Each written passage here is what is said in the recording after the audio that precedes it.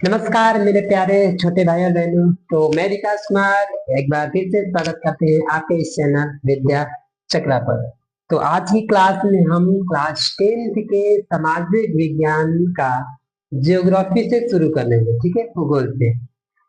बता दें आपको जानकारी के लिए कि एग्जाम में ज्योग्राफी से हमें 20 अंक का आता है। ठीक है, तो जो पहला चैप्टर है हम लोग उठाएंगे संसाधन एवं विकास। बहुत बहुत महत्वपूर्ण ये आपका अध्याय होने वाला है, एग्जाम की दृष्टि से ही नहीं बल्कि आज की जो वर्तमान समय में जो समस्याएं हैं या और भी चीजें हैं उनको समझने के लिए आपको ये चैप्टर जानना होगा। यानी पृथ्वी के भूगोल के बारे में, पृथ्वी के भौतिक स्वरूप के बारे में आपको समझ में आए। वर्तमान में आखिर भारत की, पृथ्वी की स्थिति क्या है, उसकी समस्या क्या है, या जान पाएंगे। ठीक है, तो बहुत मजेदार होने वाला चैप्टर हम समझने का प्रयास करेंगे। ठीक है, और समझकर ही पढ़ेंगे।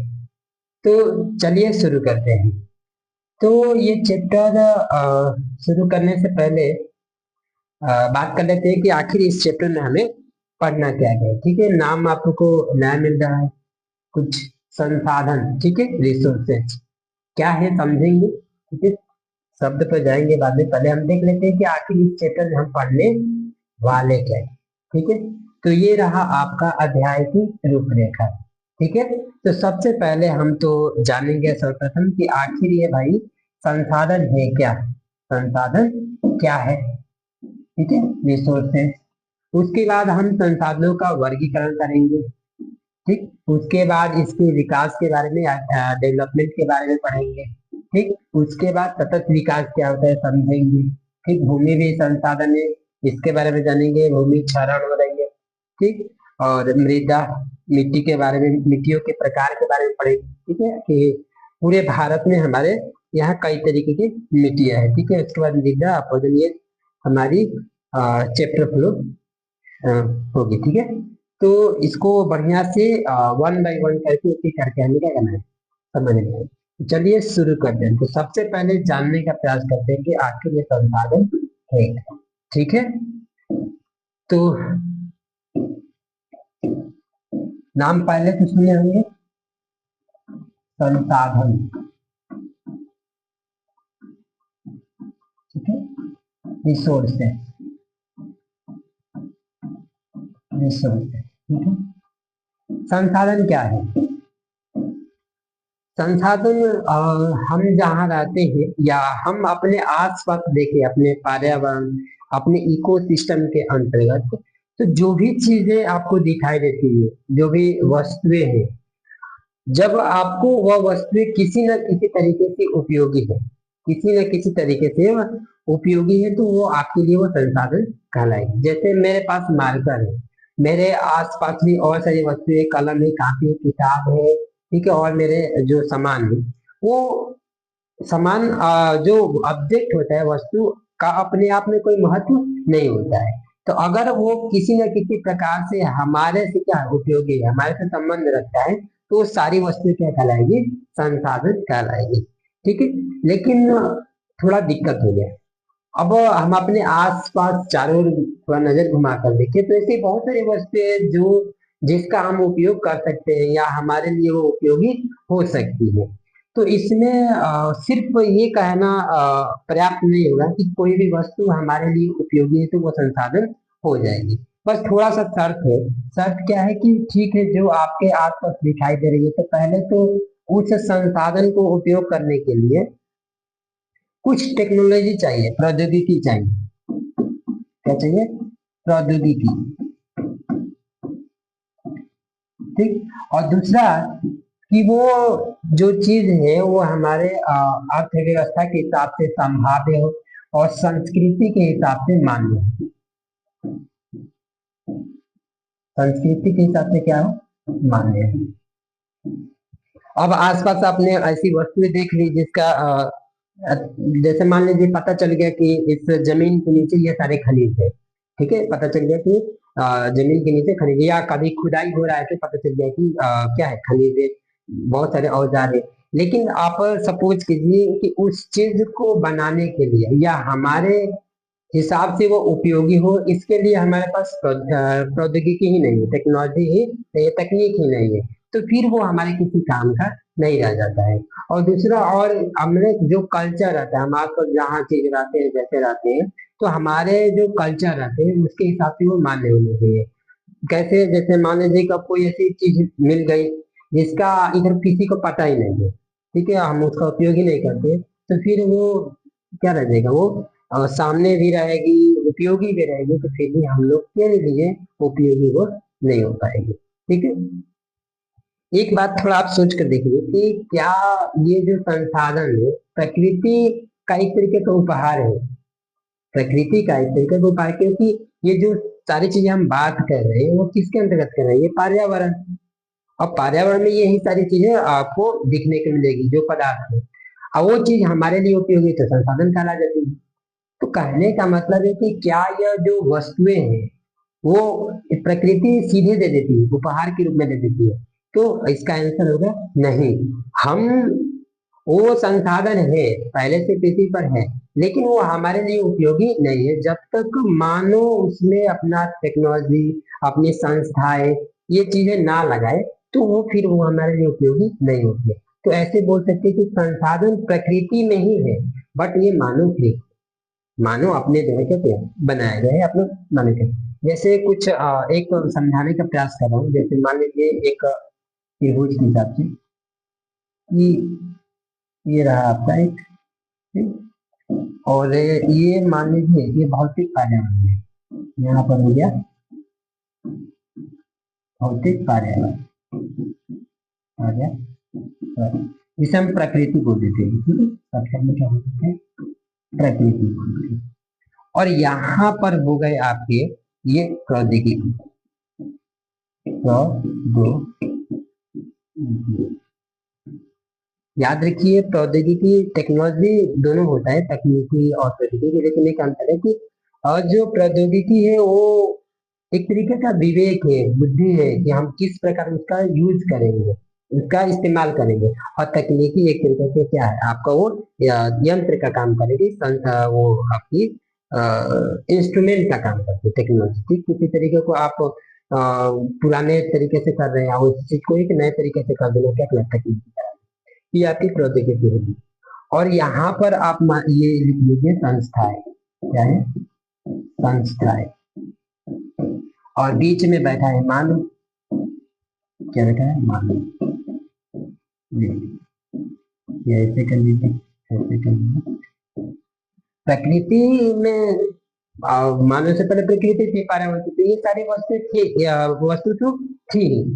जब मानव आया तो वो दिखा, आसपास दिखा, और फिर क्या करने लगा कि इस भौतिक पर्यावरण यानी प्रकृति में जो भी चीज था उससे क्या किया, इससे कुछ क्रियात्मक, प्रौद्योगिकी से कुछ क्रियात्मक संबंध बैठाए। ठीक, इससे यह कुछ किया। ऐसे कहने का मतलब है कि जो संसाधन होता है वो रूपांतरण होता है, मनुष्यों के द्वारा, मानव द्वारा क्या होता है, रूपांतरण। तो वो कुछ दिखाई दी, जैसे पता चला कि इसके अंदर पेट्रोल है, इसके अंदर मान लो कोयला है, इसके अंदर लोहा है, सोना, चांदी, कुछ भी है, उसको पता लगा।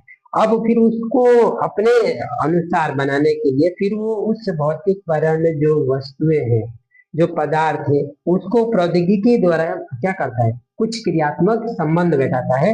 और फिर ये क्या करता है कि ये जो संबंध बैठाकर, और संस्थाएं, जो कंपनियां होती है, फैक्ट्री होती है, अपनी आर्थिक विकास, इसके लिए आर्थिक विकास, पैसा, इकोनॉमी, आर्थिक विकास में गति करने के लिए वो फिर क्या करता है कि प्रौद्योगिकी जो होती है फिर वो चीज संस्थान में चली जाती है, कंपनी में, फैक्ट्री में वो चीजें चली जाती है, और फिर ये ऐसा एक चक्र चलता है।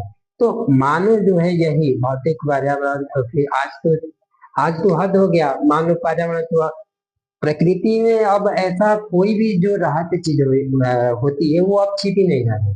इंसान इतना साइंस में आगे बढ़ गया, टेक्नोलॉजी में बढ़ गया कि वो एकदम, मतलब कि जमीन के अंदर अंदर बाहर चारों तरफ ये सब उस पदार्थ को क्या कर दिया, ढूंढ लिए है। ठीक, तो अब मतलब प्रकृति में कोई रहस्य नाम की चीज नहीं है, अब होगी 1-2%, लेकिन बहुत ज्यादा क्या कर दिए लोग, छानबीन कर चुके हैं, और ये सब अपना अपना काम करते हैं। यहाँ पर अब देखेंगे तो अब मानव के पास साइंस है, ठीक है, ये सारी चीजें हो गई। तो अब ये चीजें क्या करता है कि अब पर्यावरण को थोड़ा नुकसान पहुंचा सकता है, क्योंकि अब ये है और वो है, मिल जा रहा है, अब इसके साथ कुछ करेगा, कुछ बना देगा। ओके। हम्म। तो ऑल ओवर अभी तक हम लोग संसाधन को समझने का प्रयास करते हैं, ठीक है। संसाधन मतलब होता है रिसोर्सेज। तो अब सवाल उठेगा कि ठीक है, संसाधन तो यहाँ कलम से लेकर काफी से लेकर आपका जो घर है वो भी एक संसाधन है, ठीक है। आप पेड़ पौधे को देख लीजिए, फिर आप खनिज को देख लीजिए, आप घर में जानवर पाले हैं, पोसे हैं, वो भी आपके लिए उपयोगी है, तभी जाकर आप क्या कह रहे हैं, पाले पोसे हैं, तो वो भी किसी न किसी तरीके से वो क्या है, संसाधन ही होती है। एक व्यक्ति भी संसाधन हो सकता है, क्योंकि एक व्यक्ति जो आपके हिसाब से जो रिश्ता बनाता है वो भी आपके लिए किसी न किसी तरीके से क्या करता है, उपयोगी होता है। तो संसाधन अगर देखेंगे तो ये सारी चीजें आपको आसपास बहुत सारी हो जाएगी।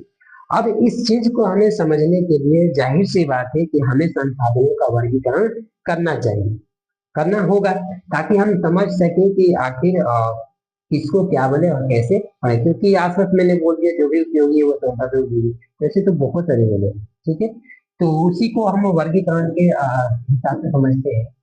तो अब देखिए, तो संसाधन तो ऐसे तो देखिए मुख्यतः अगर बातें तो बढ़ जाएगी आपकी एक प्राकृतिक होगी, ऐसे तो सब प्राकृतिक होती है, मानव के कुछ नहीं होता है, उनको वो तो रूपांतरण किया होता है, सब तो प्राकृतिक है।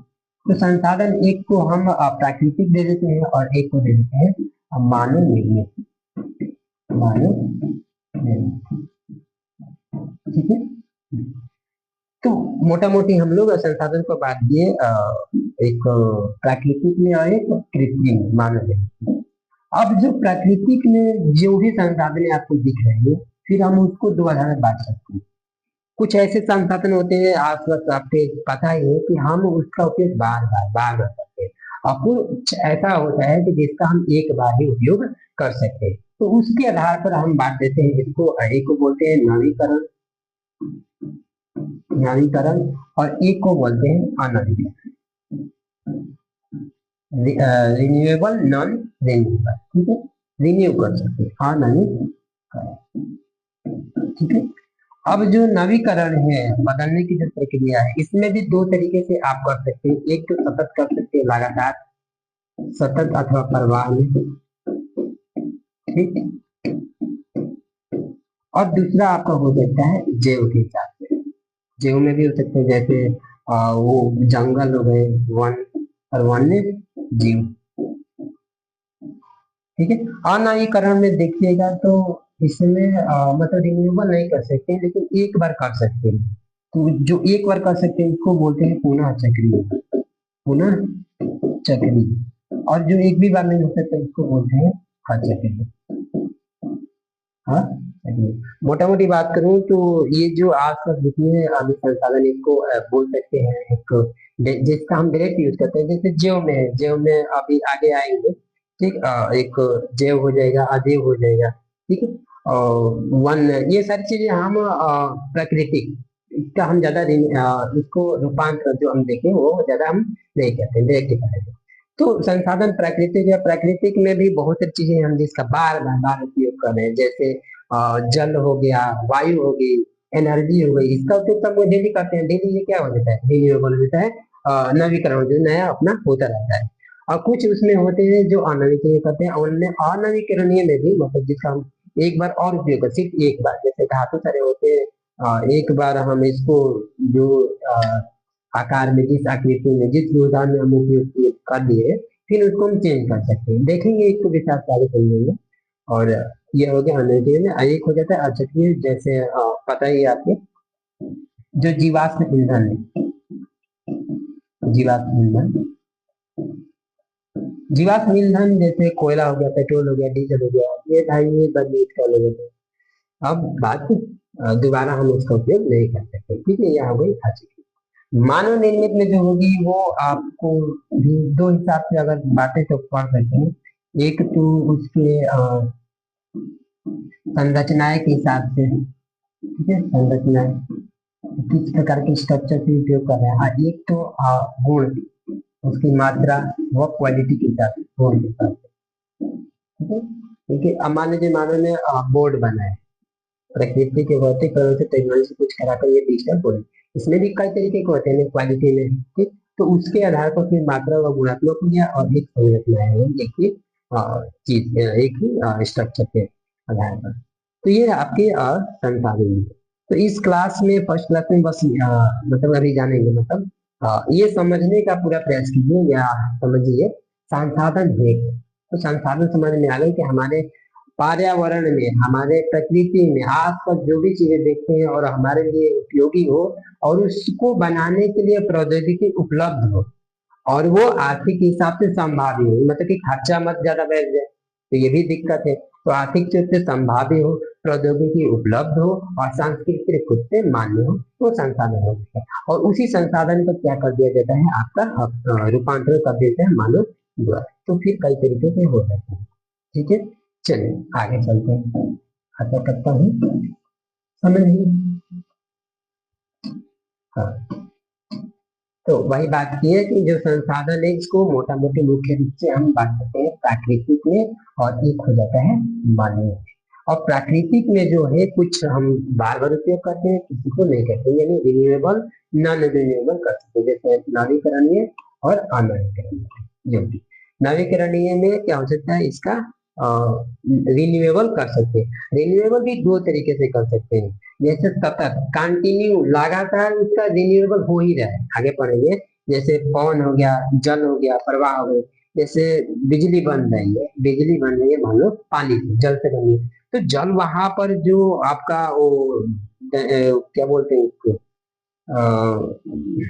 जिससे बनती है, तो उसमें पानी को भाप में बदल करके, और टरबाइन को नचाया जाता है, वो पूरा नचता है। तो उसके लिए इसको भाप में बदलना होता है, तो पानी भाप में बदल, फिर भाप से वो पानी बनेगी। तो ये साइकिल क्या होता है, हमेशा लगातार होता है, तो इसका रिन्यूएबल बार बार होता है, पानी से भाप, भाप से पानी, ठीक है। और भी पवन ऊर्जा, जैव में नवीकरणीय में, मतलब इसको हम रिन्यूएबल कर सकते हैं, इसमें भी जो है प्राकृतिक, वनस्पति, वन और वन्य जीव, ये समझेंगे है। अनवीकरणीय में जिसका हम रिन्यूएबल नहीं कर सकते, लेकिन एक यूज में एक बार कर सकते हैं, इसको बोलते हैं पुनः चक्रीय। और एक को साफ नहीं कर सकते, जीवाश्म में, जैसे कोयला, पेट्रोल, डीजल, ईंधन, ये सब क्या है, ये अचक्रीय, हम इसका उपयोग दोबारा नहीं कर सकते। इसलिए इस संसाधन को हमें संरक्षित रखना चाहिए, बचा कर रखना चाहिए, हमें एक सीमाबद्ध होकर उसका उपयोग करना चाहिए, ताकि ये भविष्य में रहे, ठीक है। नहीं तो वो देखने को भी नहीं मिलेगी, क्योंकि वो लाखों करोड़ों साल बाद वो क्या होता है। मानवीय के हिसाब से बोले जैसे संरचना संस्था है, और एक मात्रा है वो होता है, ठीक है। तो ये रहा आपका संसाधन का वर्गीकरण। अब आइए इसको डेफिनेशन, आपका जो नोट्स है आप जैसे लिखना चाहते हैं, जितना मैं बोला उसको आप एक रिटर्न के हिसाब से देख सकते हैं। तो अध्याय की रूपरेखा आप देख लीजिए, देख लिए, ये रहा आपका,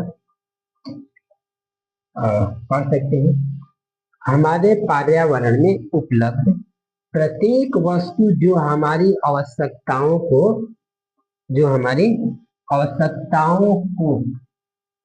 पूरा करने में प्रयुक्त की जा सकती है, और जिसको बनाने के लिए क्या हो,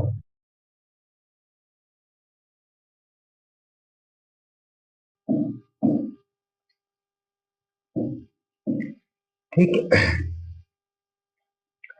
तो संसाधनों का वर्गीकरण, एक वर्गीकरण अभी हम देखें ग्राफ के माध्यम से, डायग्राम बनाकर। अब यहाँ पे देखें, तो पहला है आपके उत्पत्ति के आधार पर, कि आखिर ये संसाधन बना कैसे, उत्पन्न कहाँ से हुआ है। तो मुख्यतः दो ही, कि तो वो जानवर से संसाधन होंगे, कुछ खाने पीने वाले हो गया, मेरा पेड़ पौधे से संबंधित हो गया, ठीक।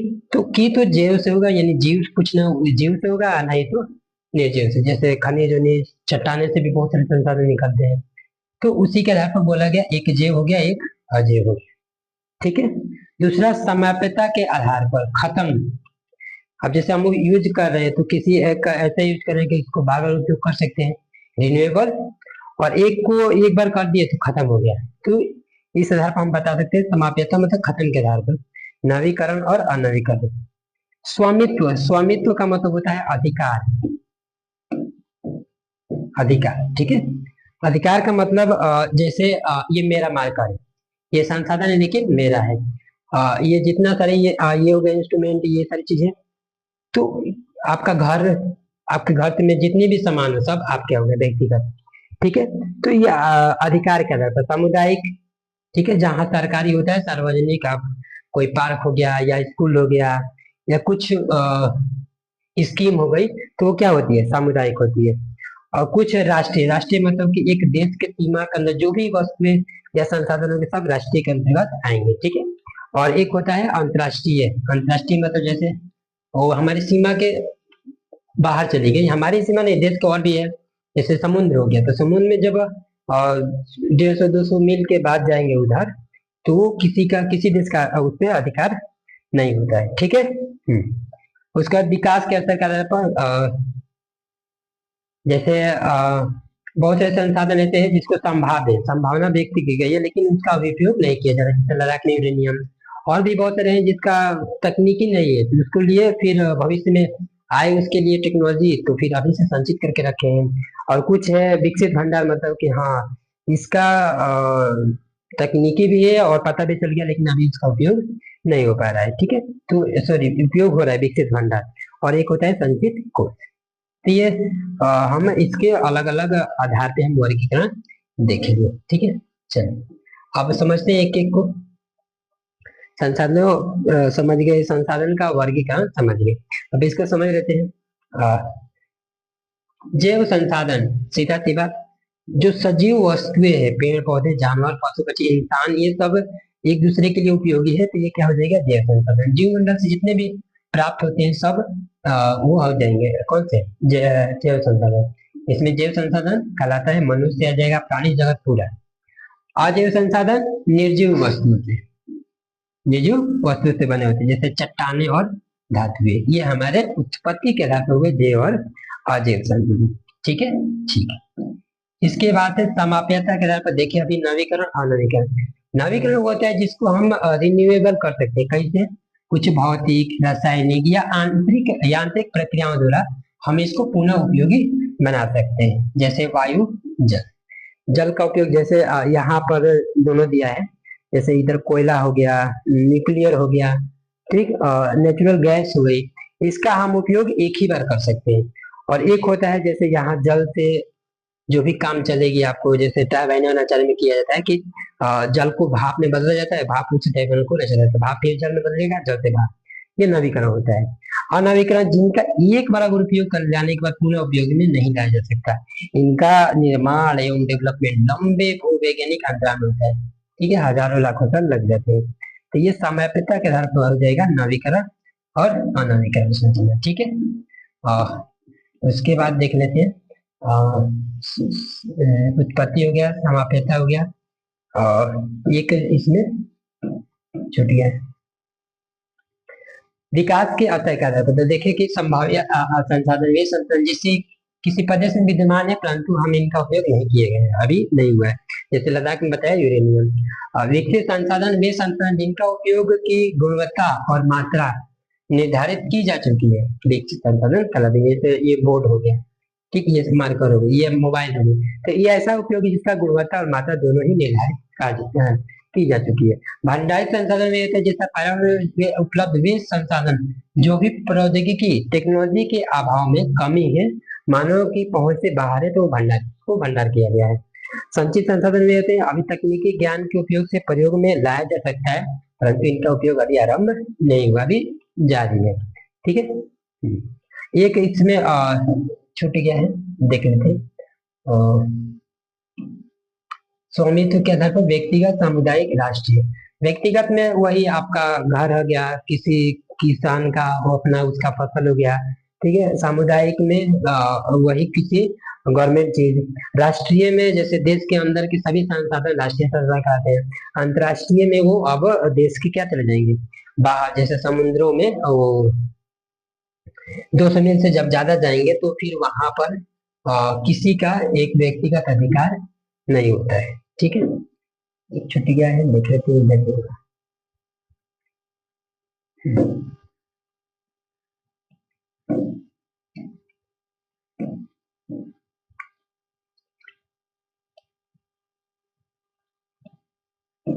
चलिए ठीक है। तो वही है व्यक्तिगत, सामुदायिक और राष्ट्रीय और अंतर्राष्ट्रीय। ठीक है, समझ गए होंगे। तो आज की क्लास में यही देखे, मतलब कि दो कवर कर लिए। एक संसाधन क्या है वो, और संसाधनों के वर्गीकरण देख लिए। ठीक है। और तो मिलते हैं अगली क्लास में। धन्यवाद।